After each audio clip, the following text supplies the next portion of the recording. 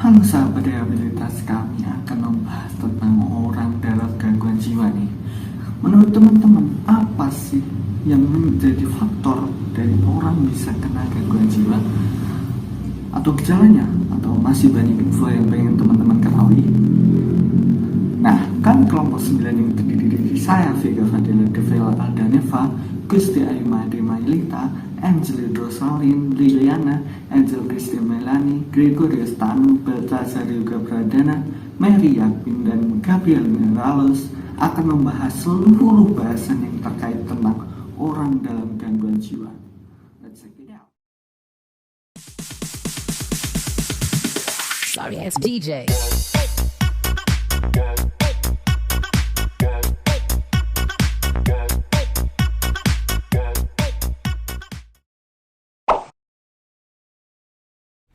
Faktor penyebab seseorang menderita gangguan kejiwaan atau biasa disebut dengan orang dalam gangguan jiwa. Nah, hingga saat ini belum diketahui secara pasti apa yang menjadi jawaban mutlak seseorang dapat dinyatakan sebagai orang yang mengalami gangguan kejiwaan atau orang dalam gangguan jiwa. Namun, beberapa riset penelitian menunjukkan bahwa seseorang mengalami gangguan kejiwaan itu biasanya disebabkan oleh beberapa faktor kombinasi. Yang pertama ada faktor biologis, yang kedua ada faktor psikologis, dan yang ketiga ada faktor lingkungan. Yang pertama, faktor biologis. Seseorang mengalami gangguan kejiwaan karena faktor biologis itu biasanya disebabkan oleh adanya gangguan yang terjadi pada kepala. Karena benturan kepala yang terlalu keras, cedera kepala yang berat, genetik pada tubuh yang mempengaruhi kesehatan, dan gangguan nutrisi yang terjadi dalam tubuh. Itu yang pertama.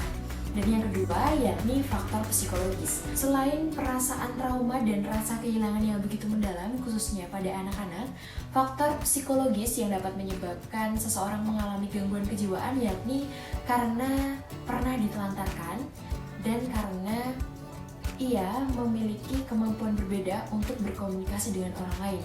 Kemampuan berbeda di sini maksudnya seseorang itu kurang dapat berkomunikasi dengan baik dengan lawan bicaranya.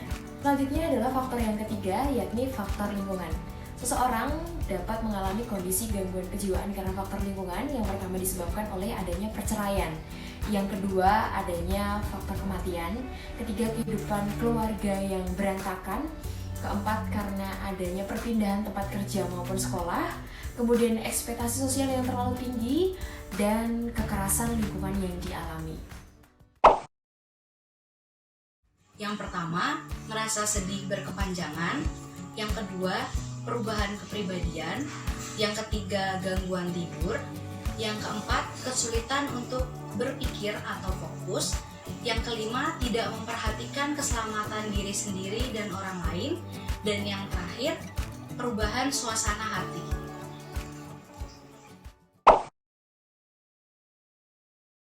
Keluarga merupakan salah satu faktor utama yang dapat membantu pemulihan orang dengan gangguan jiwa atau biasa kita sebut dengan ODGJ. Maka dari itu, tidaklah heran bahwa keluarga memiliki peran yang sangat penting dalam membantu pemulihan ODGJ. Ada beberapa hal yang dapat dilakukan oleh keluarga untuk membantu kesembuhan ODGJ. Yang pertama adalah memberikan rasa cinta, aman, dan juga nyaman bagi ODGJ agar ia merasa bahwa dirinya diterima dan dicintai oleh keluarganya. Dan yang kedua adalah membantu ODGJ untuk membawanya kepada tempat-tempat rehabilitasi atau kepada panti yang dapat memberikan pengobatan demi pemulihan dan juga kesembuhan ODGJ. Dan yang ketiga, peran yang dapat dilakukan oleh keluarga adalah dengan membantu pembiayaan dan pengobatan dengan cara membiayai seluruh kebutuhan yang diperlukan dalam perawatan ODGJ hingga sembuh. Dan yang keempat adalah memberikan rasa lingkungan yang nyaman agar ODGJ tidak merasa dirinya berbeda oleh orang lain.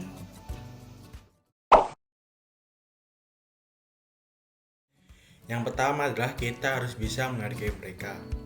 Terkadang ketika kita bertemu dengan ODGJ, kita pasti sudah memiliki stigma yang negatif. Nah, hal inilah yang seharusnya kita hindari. kita harus bisa menghargai mereka seperti kita juga bisa menghargai orang normal lainnya. Yang kedua adalah membantu atau membujuk keluarga agar ODGJ dapat dirawat di panti rehabilitasi. Mungkin masih banyak di Indonesia kasus pengasuhan yang terjadi pada ODGJ. Hal inilah yang sebisa mungkin harus kita hindari dengan membujuk atau membantu keluarga agar ODGJ dapat dirawat di panti rehabilitasi. Harapannya, dengan tempat yang tepat, tentu ODGJ tersebut dapat dirawat dengan baik kondisi fisiknya maupun juga kondisi psikologisnya. Kita harus memahami mereka dan rangkul mereka. Buatlah sesuatu hal yang berdampak baik bagi perkembangan psikis dan kejiwaan mereka. Lalu yang kedua, perhatikan ucapan mereka. Beberapa respon positif yang bisa kita berikan ketika mereka berbicara kepada kita, yakni berikan dukungan kalau mereka memerlukan bantuan kita. Berbicara dengan mereka yang tujuannya adalah mereka tidak merasa kita berubah dan menjaga hubungan kita agar tetap stabil dengan mereka. Oleh karena itu, menjadi penting bagi kita untuk menjaga kesehatan mental diri kita sendiri maupun kesehatan mental orang-orang yang ada di sekitar kita. Nah, Bapak, Ibu, dan teman-teman semuanya, saat ini kita sudah mengetahui faktor, gejala, dan juga bagaimana peran kita sebagai keluarga dan juga masyarakat guna membantu penyembuhan orang dalam gangguan jiwa. Nah, harapannya semoga pesan dan juga informasi yang telah kami sampaikan ini dapat bermanfaat bagi kita semua dan dapat kita amalkan di kehidupan nyata. Terima kasih, kami dari kelompok 9 dan sampai jumpa. Pedulikan kesehatan mentalmu. Pedulikan kesehatan mentalmu. Pedulikan kesehatan mentalmu. Raih